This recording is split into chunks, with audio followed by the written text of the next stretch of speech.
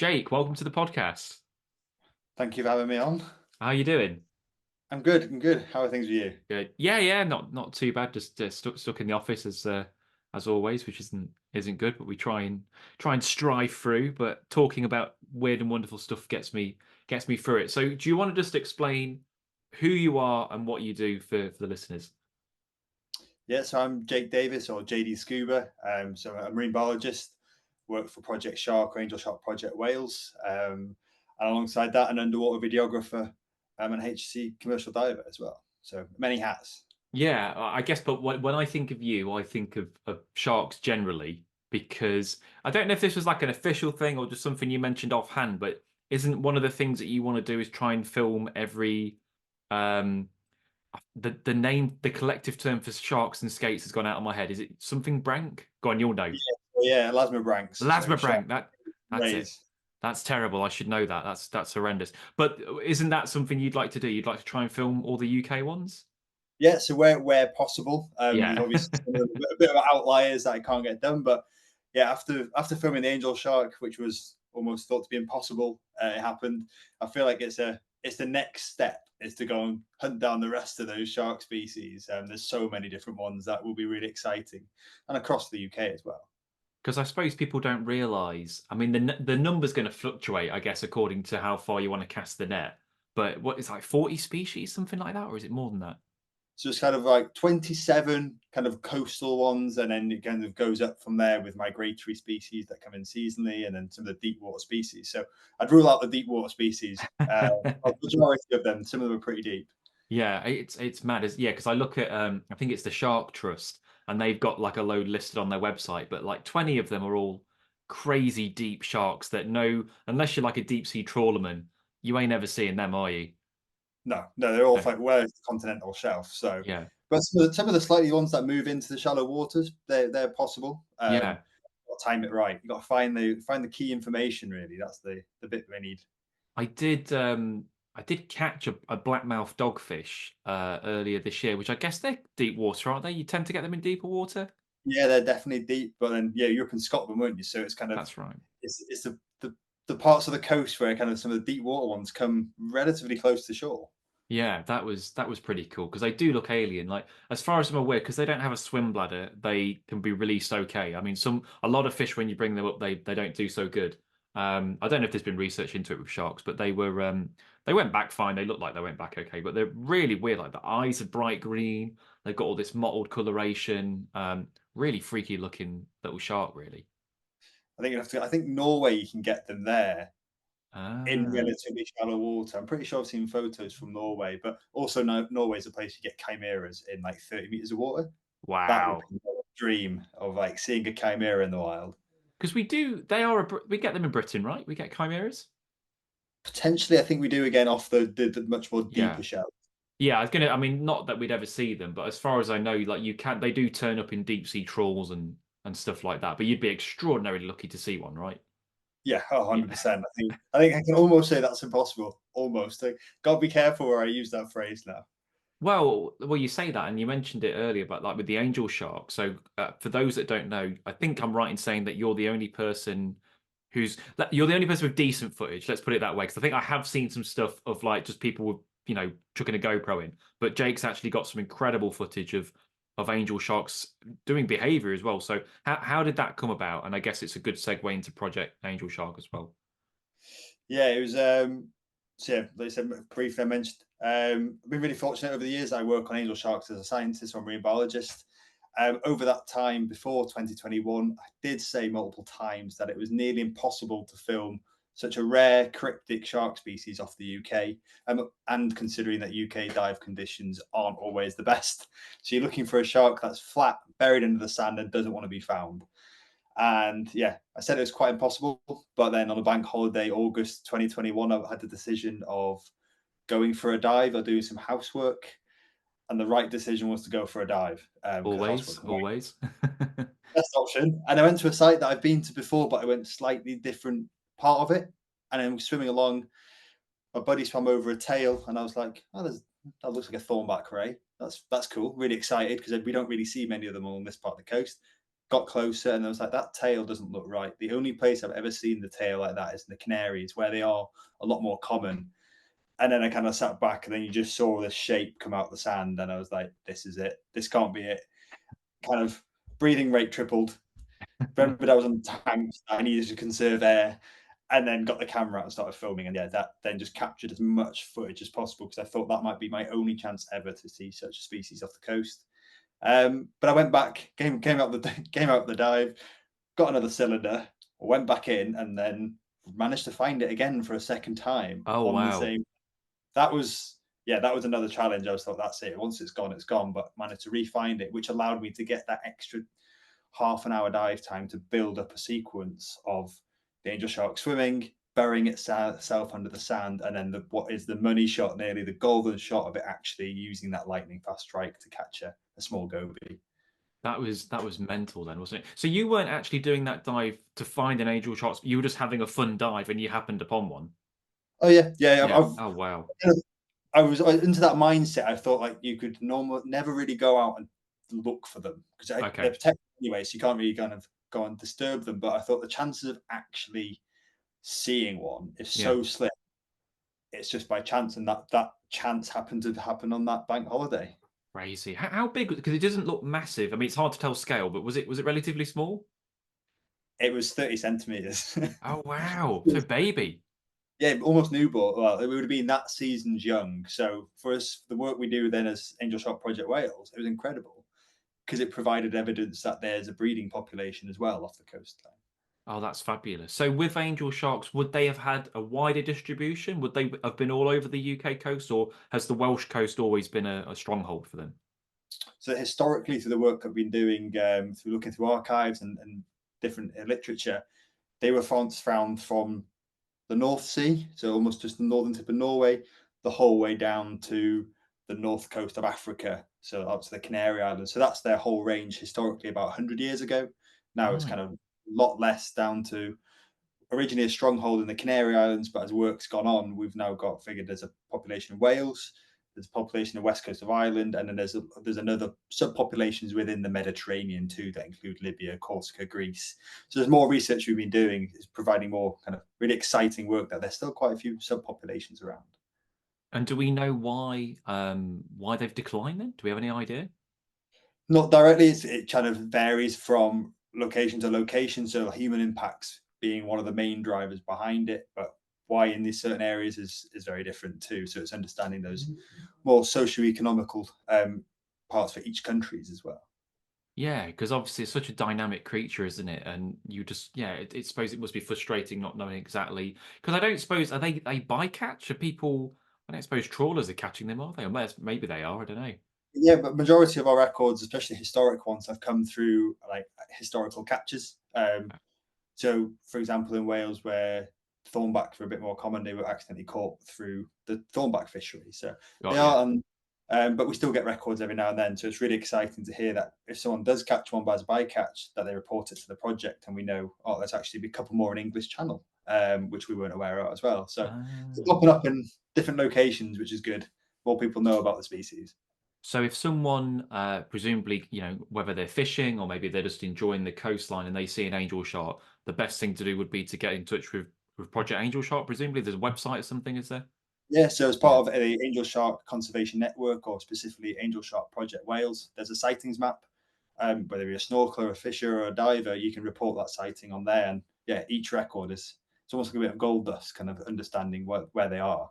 Yeah. Oh, that's awesome. Well, okay, I'll make sure there's a link in the description. So if anyone, does remember seeing, I'm sure someone would remember seeing an angel shark, but if they do, they can chuck that in there. Is there a species of elasmobranch? I was trying hard to remember that then, that you would most want to film that you haven't yet in the UK? Ooh, it depends if it's a flat shark or a normal sharky shark, because there's tops of each one of those ones. Okay, Really, well, I we'll think do both if you like, if that's easier. we'll kind of split the species as far as saying shark. I think that's Yeah. quite a fun way of doing it. So I'd say for the flat sharks, I was really lucky the other year to film flapper skates. That was Ah, amazing. They're like nice. underwater spaceships. You were actually in with them. Yeah, yeah. So Oh, we did 3 out of 5 dives with flapper skate. wow. they were about just under 2 meters in length, wing length. They were big. Jesus, yeah, And again, you're down at 30 meters on in a muddy loch in Scotland, where you touch the bottom, it just comes up with yeah. a cloud of mud, and then all of a sudden, this 2 meter long skate just glides past you like it was nothing, and you Wow. just watch it just go past it. Yeah, it was amazing. It was really, yeah. Wasn't bothered Film, by you? not really, no. No. Just came Oh. straight past. So yeah, to film one of those was again nothing. I wouldn't have thought about filming them because they're pretty hard to spot and pretty hard to find. But yeah, we were lucky to have those dives. So they were ticked off the same year as the angel shark 2 months later. Oh, no messing around. Two critically endangered shark species. Yeah, I filmed them briefly in Shetland on a bruv Yeah, earlier this year because I went to Oban. So when I got those blackmouth dogfish, that was meant to be for skate, and that was like the top fishing boat in Oban. I didn't want to catch a skate. That doesn't really interest in me catching them. I just wanted to see one, and we didn't get one. And then when I went to Shetland, I was like, oh, let's give it a go. You never know.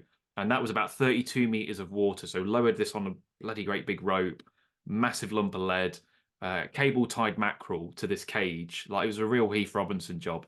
Left it running, and within I think it was an hour and a half, and then this fucking massive skate comes over, and it just picked up the cage like it was nothing and started ragdolling it. And I was really lucky to get that camera back because you just think it's a big floppy, a big floppy thing. It's not going to be that strong. It ragdolled the cage trying to get the mackerel, and then it just glided off. But it was incredible, absolutely incredible yeah. to get that. I was really really happy with that. They're one of the biggest skates in the world. I think they are the biggest skate in the world. Oh And wow, yeah, okay, yeah, they are they're magical things at the same time. they are amazing. So what about your not So, the flat top, shark then? so actually, that was the top one is actually on the list now. Would probably be the stingray. Oh And I okay, know yeah. you've seen them. I think, if I Well, remember rightly. I have an aquarium. I thought you saw them in Sussex. No, I know they're in Sussex. I haven't seen one. No, so I went to Bristol. I've got a photo of one, and that was in Bristol Aquarium. But yeah, I haven't. I know Sussex is a hotspot for them, and I've had fishermen tell me about that. But no, I haven't. There is some footage. I can't remember who got it, but I think that is yeah. That's So they're higher. Well, actually, they are the next ones I want to tick off. So yeah, yeah. it'd be amazing.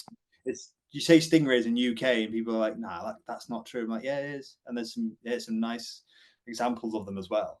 Yeah, there's definitely hotspots for them, isn't there? So I know, yeah, that would be. Did you get them off the Welsh coast? Must be the odd one turning up. We Yeah. do. The last known record we've got is about 5 years ago, Oh, and okay. just like 3 miles away from where I live. So they are here. It's time in the water, like Yeah, everything. cool. It's Yeah, yeah, yeah, always yeah. and in there, and also find if there's a peak season for them when they're most likely to be in the shallow waters. Yeah. Yeah, that'd be amazing. Yeah, would be cool. Yeah, I've seen them in the. I think there's probably a different species, but I've seen them in the Canaries.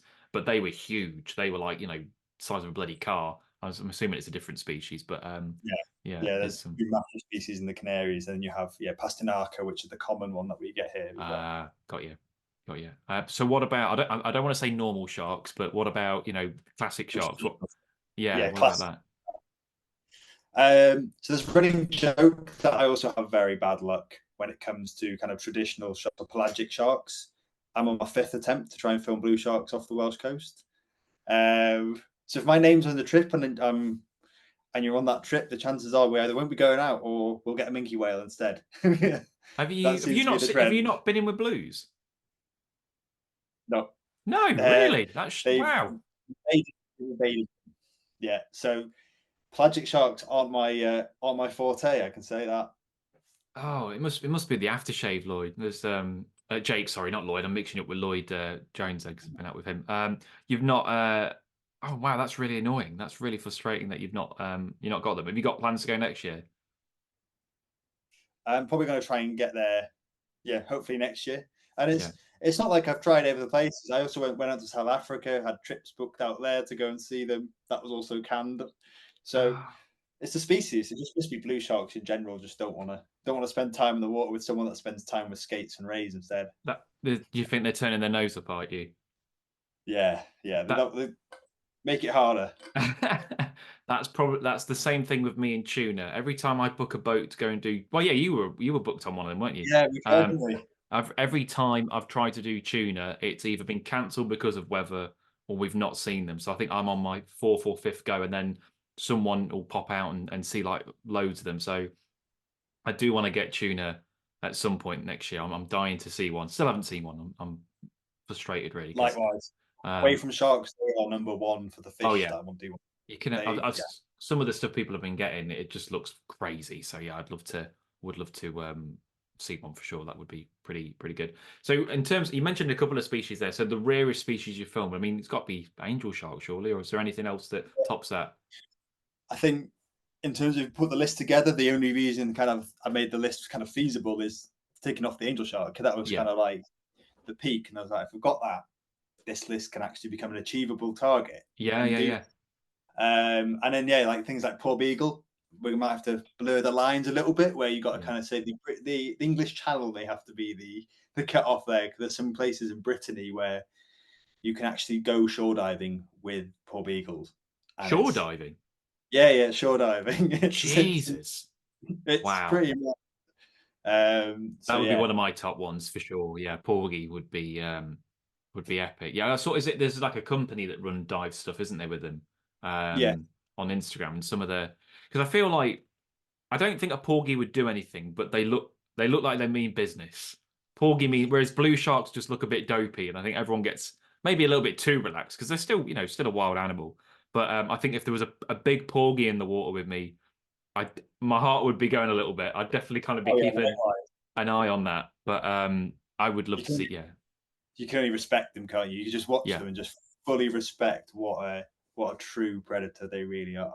They are just they're basically a mini great white, aren't they? Essentially, Yeah, I say they mini, are. they're still bloody big, but they are incredible. I think they're about just under 2 meters, and like, but they're quite girthy as well. So as a Mm. shark, yeah, I'm they hoping hold to the. do a trip for them in Cornwall next year in August. There's a fishing boat who, again, I don't want to catch one, but they say when they go wreck fishing, quite often these porgies will sit under the boat and they'll just wait for them to bring fish up and then just go. And they'll sometimes see like the fin of the nose poking from under the boat, so it's literally waiting there. So they've learnt they can get a quick meal by sitting under these boats. And I thought, well, if you just had a pole cam, you could just literally poke it down there. I mean, it's going to be under a boat, which isn't ideal, but just to get a bit of footage. Um, yeah, just to see one would be better. But they say yeah, they routinely kind of in August. I don't know when they pup. Maybe they pup in August, but they're routinely seeing porgies on the top, and they'll follow these fishing boats around Cornwall. And yeah, their favourite stuff is coley or pollock. Oh, So is that right? they're coming up from the wrecks where you got some really nice chunky pollock. That's it. It's their favourite meal right in front of them every time. Ah, that might be because there's quite a lot down there. I briefly mentioned great whites. I wondered what your thoughts were on great whites in the UK. Do you think it's bollocks, or do you think there's a chance? It's always an interesting one because I think like theoretically it's completely possible Yeah, because they're found up on the west coast of America in the waters that are equivalent to ours or slightly more northward and yeah, colder. So there would be no reason why not. Equally, we have plenty of food for them with like seals and things, but it's just one of those things. Is who knows? There are always lots of stories out there of someone potentially seeing one, but without an official photo or video clip, it's really hard to kind of yeah, provide that evidence. So theoretically, it's possible. Could we get makos and porgies? So the yeah, two cousins and the basking shark. So you get four of the three yeah, yeah, yeah. that are related together. So and yeah, some of the size of these makos you get off the coast as well are they're pretty big. That would be, as far as I'm aware, I don't think anyone's ever filmed Mako in the UK, have they? Not in the water. I've seen them jumping. Personally, seen them jumping as well, and I've seen Have lots of you? videos. Yeah, Wow, shit, that's incredible. yeah. That was one of the moments, but I didn't realize what it was at that time. Oh, We okay. were kind of yeah, we were coming back from Ireland. We were doing a race while sailing back, and it was like a dreamy, flat, still conditions and a nice sunset. Not perfect for sailing, but perfect to kind of relax. And then all of a sudden, there's something jumped out of the water, and I just watched it for a couple of times. I was like, "That's interesting. That's not a dolphin. What is it?" And then after a bit of time, a few months later, I was like, "Oh, it's Mako." Because it just makes the whole tail when it jumps out, it's got a perfectly kind of curved tail.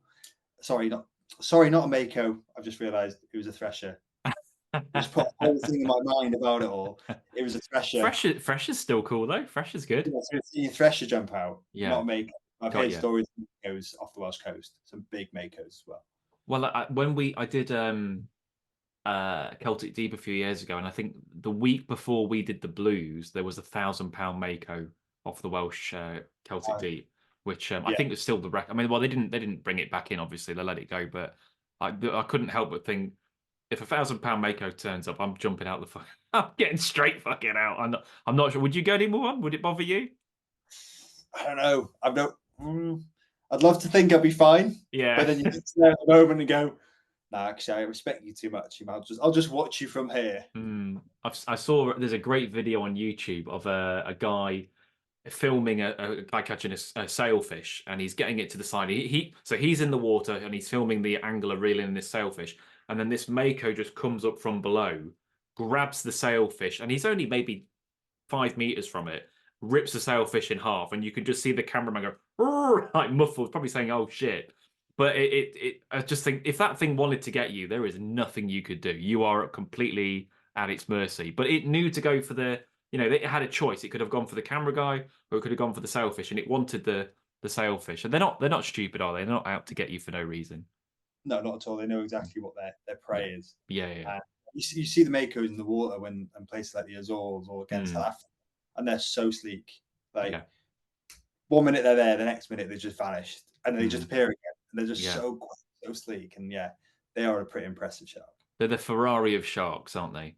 Oh, hands down, yeah. Yeah, they This are. is the clips of when they've got like a trail, one of the tow cams, and you can just see Mm, it. They're doing a good 30 knots or something, and all of a sudden it comes out of nowhere and it kind of looks at it, goes, "Oh, that's not food," and it just goes away again. yeah. Fast. They are incredible, incredible things, aren't they? So how do we monitor sharks in the UK then? So you're saying about this Angel Shark project and obviously some of the other work that you've done. How do you go about kind of finding out more information about sharks? We do it through quite a variety of different ways. One of the main ways we do it is working closely with fishers from the Mm, commercial, charter boat, and recreational sectors. Because without working together, we wouldn't know half as much as we do now about some of the most critically endangered or some of the rarest shark species seen. So we're grateful that they're all on board and all sharing information, sharing things together. But also communities as well. They've got some amazing stories, some history, and photos that kind of provide us an insight what it used to be like before. But then, alongside of the historic information and people reporting it, we then go out and do different things like using baited remote underwater video systems or BRUVs that you mentioned. So that's a technique I use quite a bit because it kind of does two really cool things. First of all, provides us a really nice bit of science. It gives us habitat data, species data, and if sharks are present, we can measure them from that. Secondly, we can also then create content from it and share that and show people this is what's off the local coastline and here's a shark and this is it interacting with the natural environment and gives people a little bit of a glimpse of away from the natural perception what people get of sharks. So yeah, that's a really powerful tool that we've been using. And then yeah, when we get a chance, when we do some stuff, some tagging data, but we need a lot of information before setting out a tagging kind of program because there's no point tagging for no apparent reason really. We don't want the questions to really get the tag data from that. So that's some things we use. And then recently, well, over the last few years, we've been doing eDNA, so environmental DNA. So we collect water samples, and then from these water samples, we can analyze that to see what shark species are present. So from 2 liters of water, we were able to identify, I think, 5 species of shark present in this kind of very small bay. Yeah, which is an amazing technique. So between all of these different techniques, they really help to build up the picture of what sharks are present and how they're using Welsh waters.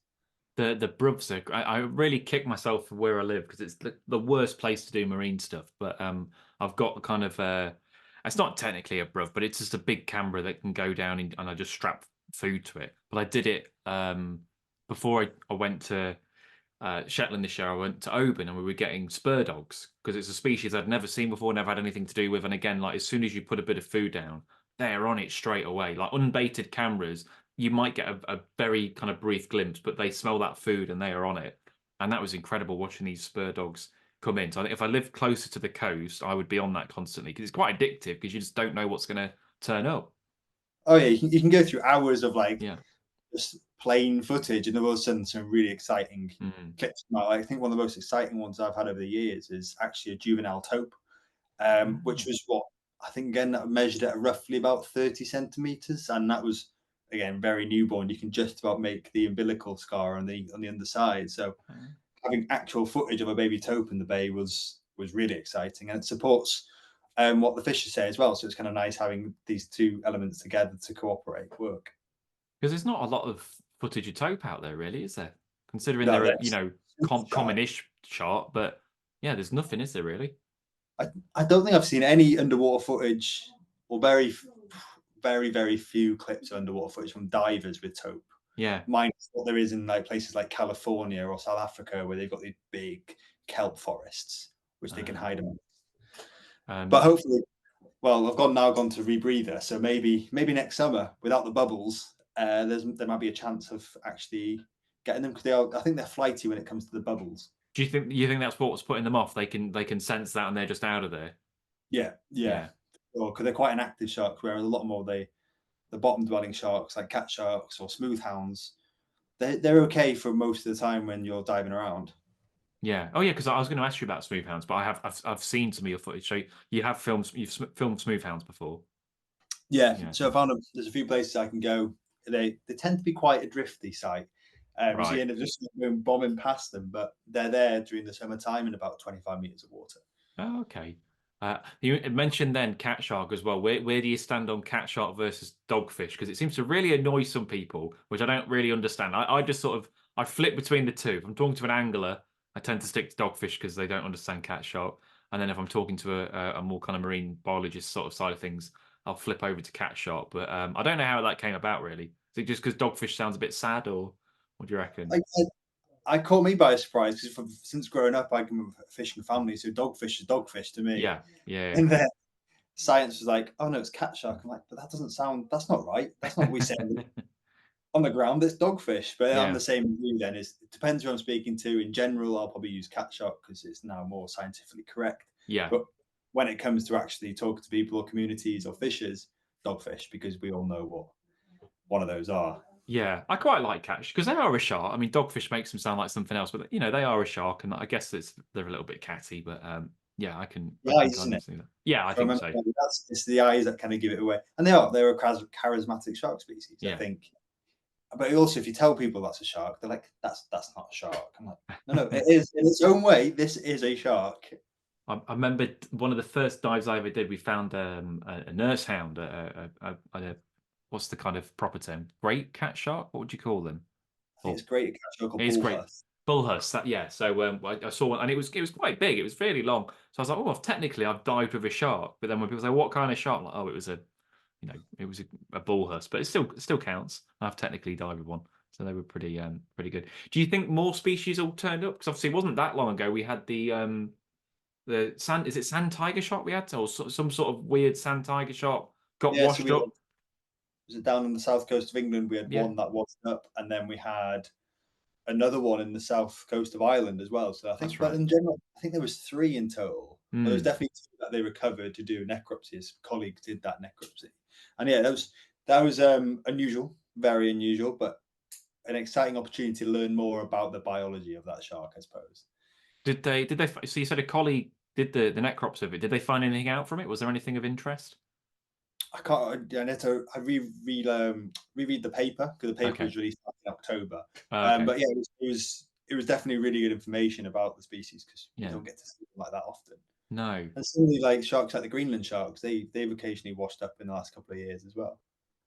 Yeah. So it makes you think if they're not necessarily more common, but they're out there. I mean, if they're washing up, they presumably died not too far away. I mean, depends how rotten they are, I guess, doesn't it? But um, They seem pretty fresh, yeah, so they must be either coming up from the colder water into the warmer water or the shallower water for some reason. yeah. But this year was a hot year. It was like one of the hottest kind of coastal water. You think that might have something to do with it? Potentially, that would be Yeah, that would a make reason. sense. Because I know that you get. I mean, there are records. I can't remember which species it is, but there are records of hammerhead in the UK as well, aren't there? Yeah, yeah, Uh, there were one or two, and but I that's mean, that's go one of on. them. Sorry. I think there was something in the news, wasn't there? They were trying to predict what shark species are going to be more common, and like hammerhead was going to be that one. But overall, there's been a handful of records. Yeah, I But think not, you'd be extraordinarily lucky to come across one in the UK, wouldn't you? yeah. I mean, Yeah. if I was diving out there and one of those appeared, that would be like the ultimate dream. Well, you've got a couple of rare ones. So if anyone's going to do it, I think it'll be you, Jake. You'll get on them eventually. That'd be good. I mean, If go for it. no, go on, go on. So, like away from sharks as well as like the small things like the butterfly blenny was just like an amazing one to film this year, and I was like that was an Yeah. unlikely species to kind of see within 6 meters of water.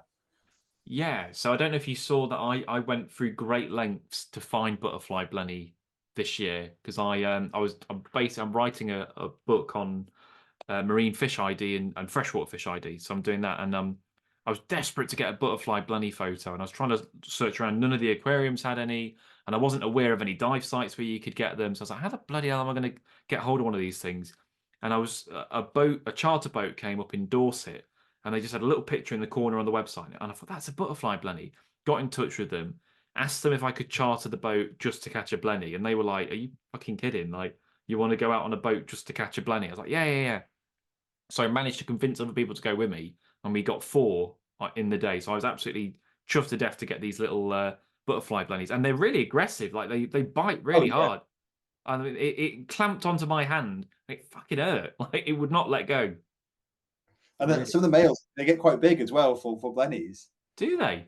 And it's I know one of the local fishers they call them baby wolffish Ah, yeah. Well, yeah. because Look a little bit like that. Yeah. they've got that they've got that appearance and also they've just got the aggression. And Ah, were they found that we did you happen to notice if they were in a like a whelk ground? I think it was all broken shells. Yeah. So there seems to be a connection there, doesn't there? Yeah, where we get them off not this coast but the further north coast is they're on whelk grounds and they'll get them in the whelk pots because Do they lay they? their eggs in the whelk shells. Got yeah. Got yeah. Which is why when I saw one I saw, I was like, that's a really odd place to have a whelk shell, and why is it like that? So swimming up to it, this little head popped out, and he was there Ah. guarding his eggs. So it was odd. They. Oh, is it the male that guards the eggs? I think so. Ah, okay, that would make sense. A lot of blennies do that, don't they? Yeah. Yeah. But yeah, the dorsal fin is stunning because obviously, I think with yours, it wouldn't come out, would it? I suppose, yeah. No. So obviously, I was cheating a little bit because I caught it and chucked it in a fish tank. But the dorsal fin was just absolutely incredible. They were really, really pretty fish. And the other fish that might interest you that we caught afterwards as well was red bandfish, and they got a couple of Yeah. those.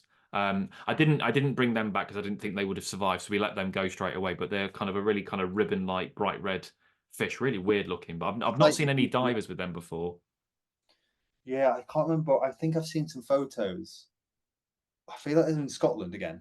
Okay, yeah, they I've, get a lot of the weird stuff up there, don't they? But they're like, yeah, I don't know. There's something about blennies. I think that I find them fascinating. I think the butterfly blenny and what was the other one I got this year? Montague's blenny. I don't know if you get them on Wales yet, but there's not there's yet. there's lots in Cornwall. A lot of them in the rock pools. They're really pretty, very pretty little fish. Yeah, because they got a single That's like right. comb.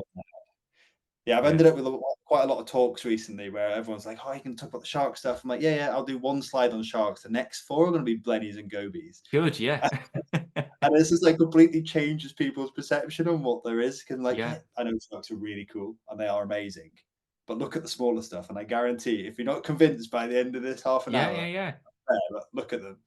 And they are. yeah. There's so much like there's so much behaviors and like the way they interact, the way Oh, they for sure. Yeah. everything about them. And what surprised me as well is how little we know about a lot of these fish. You know, things that are relatively common. And then I've been doing like research online for the book, and like, oh, when does this fish mate? And it'll be like April to November, and I'm like, well, you're just fucking guessing then, aren't you? You don't know when they spawn. So there's so much information that we still haven't quite pinned down yet, which is exciting in some ways, and that it's still out there. We need to kind of discover it. It's one. There's one clip that I kind of show everyone is kind of like to kind of give a bit more of a personality to some of the sand gobies and the common goby is the fact that they make their burrows in the sand with like a star shape. In the center of that, then is a little doorway Yeah, of a cockle shell, and their head pops out, and that's like it's just a really like example of like it's not just a little burrow. There's a proper design around this. They have to yeah, make a big show about it. And it's like it's only this big, but look at the den he's made. It's pretty yeah. impressive. That's it. Yeah, we need to get more people on the Gobi bandwagon, don't we? That's it. Next year's challenge is kind of keep on building these sequences of like just gobies. Definitely. Yeah, I love them. They're fascinating, but the Gobies are just a nightmare to ID. Some of them can be anyway. They can be Oh pretty yeah, yeah. pretty tricky. The Um, three marine ones, like the sand, the common, and it's mainly the sand and common are definitely yeah, the worst two to kind of to the point where you're just gonna have to call them yeah, just just a general goby. name, just a Yeah, goby. exactly. Yeah, the other that I was hoping to get is it a fries goby? Do you know that one? Yeah, Uh, they are next yeah, challenge that yeah, was. yeah. No, I know. I think there's some sort of link with Norway lobster. Is it like those little langoustines? I think they Yeah, live in the borough or something. But yeah, I'm yet yeah. to see one anyway. But that was one I was looking for. But hey Back to ho. Scotland again. Yeah, Scotland. We keep mentioning Scotland. Maybe that's the place to move up to and get them there. But um, well, maybe we should have done this about gobies rather than sharks. Obviously, who wants to listen about sharks for half an hour? It's surely a Everyone talks goby. about sharks. Exactly, yeah. A goby podcast would be well more interesting, wouldn't it? It would be a the way to go. Um, look, mate, it's been great chatting. So if people want to find out more about the stuff that you do, where's the best place to go? So for the work we do with the science work, which is Angel Shark Project Wales or Project Shark, both those have a website. And then for myself, for the underwater videography and kind of showcasing the marine environment is JD Scuba on most of the social media channels. Awesome. Well, look, pleasure talking as always, mate. And I'll see you for a dive or a dip at some point. We need to get Oh, out. Keep saying we're going to do 100%. it. Next year, go hunting to the gobies. Oh, happily, happily. Cheers, mate. There it is. Thank you very much.